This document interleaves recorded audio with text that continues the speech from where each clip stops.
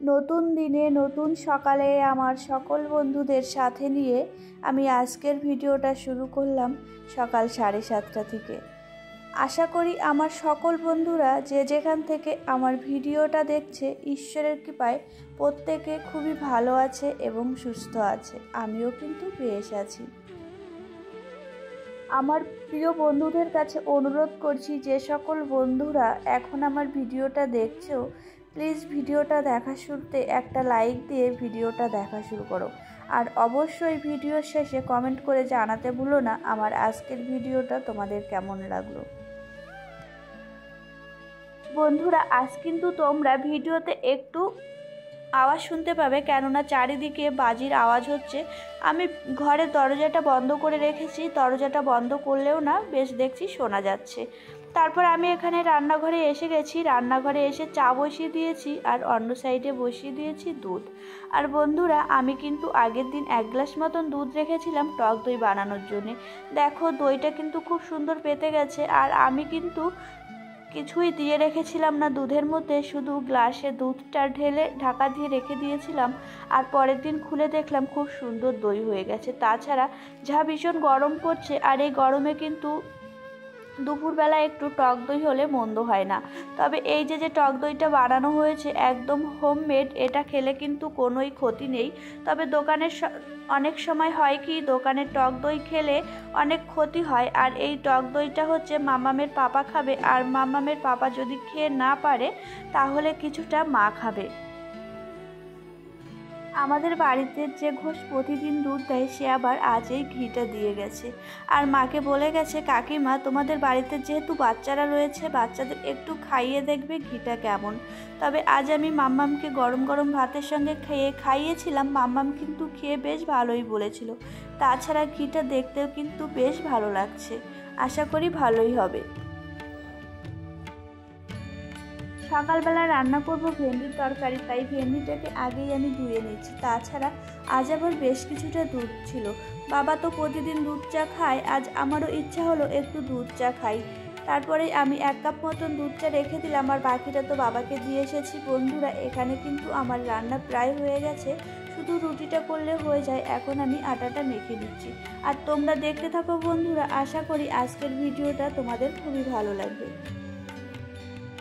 আমার সকল বন্ধুদের কাছে অনুরোধ করছি, যে সকল বন্ধুরা এখন আমার ভিডিওটা দেখছো, অবশ্য তোমাদের চ্যানেলটা সাবস্ক্রাইব করা নেই, তো সেই সকল বন্ধুরা আমার চ্যানেলটিকে সাবস্ক্রাইব করে আমার পরিবারের একজন হয়ে যাও। আর মিষ্টি করে একটা কমেন্ট করে দিয়ে যাও, সেই কমেন্টের ভিত্তিতে আমি পৌঁছে যাব তোমাদের পরিবারে। তাছাড়া তোমাদের একটা লাইক, একটা কমেন্ট আর একটা সাবস্ক্রাইব আমাকে কিন্তু অনেক উৎসাহ দেয় আরও নতুন নতুন ভিডিও করার জন্য।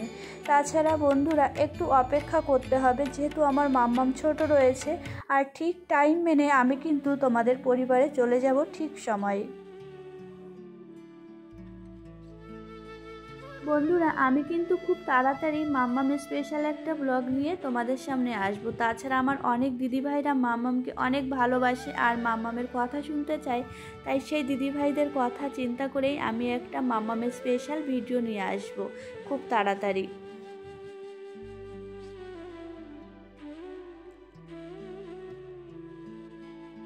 বন্ধুরা, আমি কিন্তু আটা মেখে রুটিও করা শুরু করে দিয়েছি। আর রুটিটাকে কিন্তু আমি ছেঁকবো না, চাটুর উপর দিয়েই ভেজে নেব।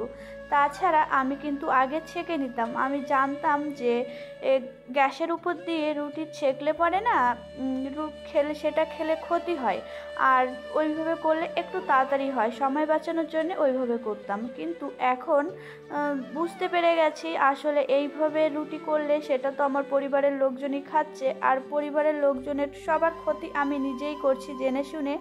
আর পরিবারের লোকেদের ক্ষতি করা মানে কিন্তু আমারই নিজের ক্ষতি হওয়া। তাই এখন একটু সময় লাগলেও আমি কিন্তু রুটিটাকে চাটুর উপর দিয়ে ভেজে নিই। তারপর এখানে যে মামামের দুধটাও গরম করে নিয়েছি, আর এখানে আমি এই যে উচ্ছে ভাজা করেছিলাম। আর আমাদের বাড়িতে কিন্তু বন্ধুরা প্রতিদিন সকালে না হলেও দুপুরে একটা তিতে রেসিপি থাকবে, কেননা আমাদের বাড়িতে রয়েছে 3 জনা সুগার পেশেন্ট। আর ওর জন্য আমাদের বাড়িতে প্রতিদিন একটা তেতো রেসিপি থাকবে। আর এখানে আমার দুধ গরম করা হয়ে গেছে, একটু বসেছিলাম আর প্রচণ্ড গরম লাগছিল, পাখার নিচে বসে একটু জল খেয়ে আমি তারপরে চলে যাব উপরে।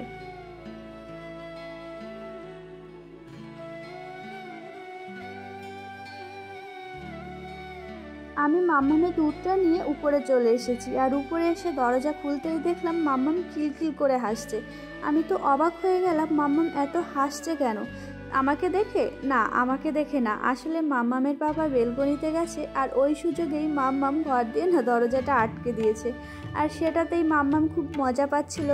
আর তারপরে আমি ঘরে চলে এসেছি, আমি একটু মাম্মামের পাশে শুয়ে পড়লাম, আর মাম্মামের পাশে শুয়ে তো আমার একটা আলাদাই শান্তি।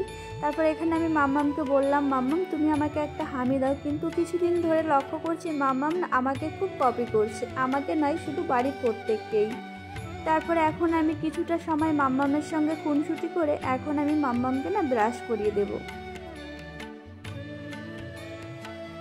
আর এখন আমি এই জলের বোতলে জলগুলো ভরে নিচ্ছিলাম। এখনও কিন্তু আমার ঘরের বিছানাটা তোলা হয়নি। আসলে আজ যেহেতু ভোটের রেজাল্ট বেরোবে, সকাল থেকেই কিন্তু বাবা তাড়াতাড়ি হেঁটে চলে এসেছে। তারপর আজ আবার মাম্মামের বাবা বাড়ি থেকে একটুও বেরোয়নি, ওই ভোটের রেজাল্ট দেখবে তার জন্যে।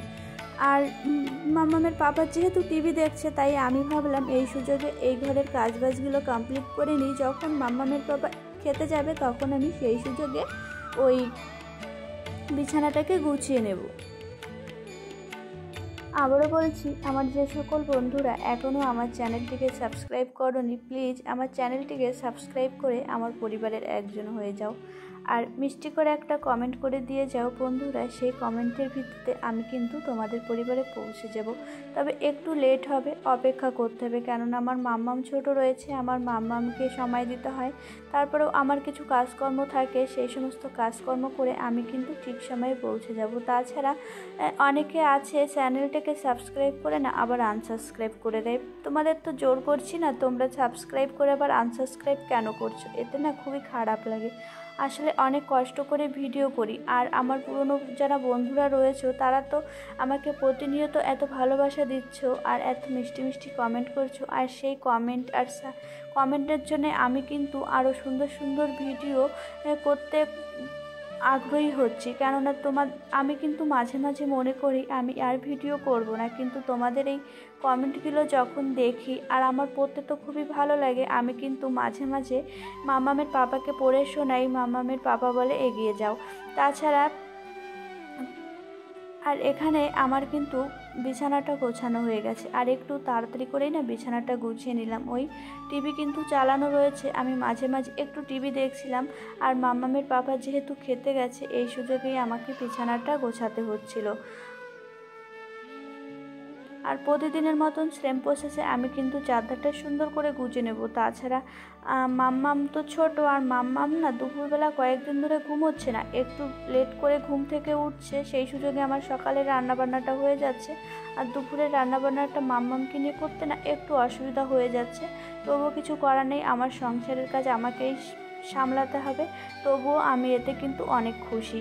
তারপরে এখানে এই যে এখন আমি সকালের খাওয়া দাওয়া করে চলে এসেছি। এই আগের দিন বালিশের কভারগুলো ভিজিয়ে দিয়েছিলাম, মানে ধুয়ে দিয়েছিলাম, সেইগুলো শুকিয়ে গেছে, সেইগুলোই ভাঁজ করে নেব। তাছাড়া মাম্মাম যেহেতু একটু লেট করে ঘুম থেকে উঠেছে, মাম্মাম তো এত তাড়াতাড়ি খাবে না, ওই 12টা নাগাদ মাম্মামকে খাওয়াবো। তাই ভাবলাম এই সুযোগে আমার এই কাজগুলো আমি গুছিয়ে নিই। তাছাড়া আজ আবার সকালের রান্নাবান্নাটা একটু তাড়াতাড়ি হয়ে গেছিলো।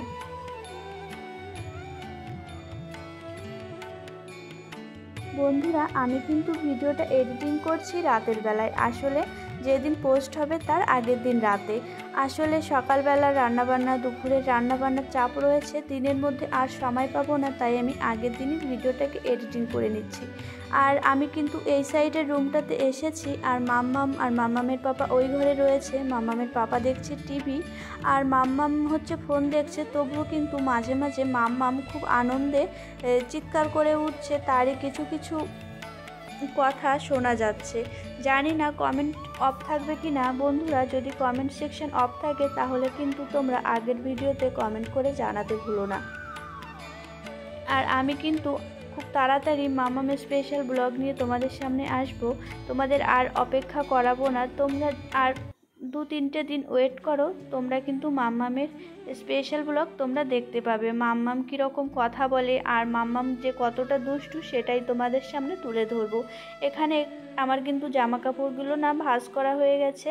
আর বন্ধুরা, আজকের ভিডিওটা না আমি আর বড় করছি না। আর এরপর আমি জামা কাপড় মেলতে চলে গেছিলাম হচ্ছে 3তলাতে, সাথে সাথে কিন্তু মাম্মামও চলে গেছিলো। যাই হোক আমার প্রিয় বন্ধুরা, এই ভিডিওটা এখানেই শেষ করছি, আর বেশি বড় করব না। তোমরা যে যেখানে থেকো ভালো থেকো, সাবধানে থেকো এবং সুস্থ থাকো, এবং এইভাবেই আমাদের সাপোর্ট করে যেও আর ভালোবাসা দিতে থেকো।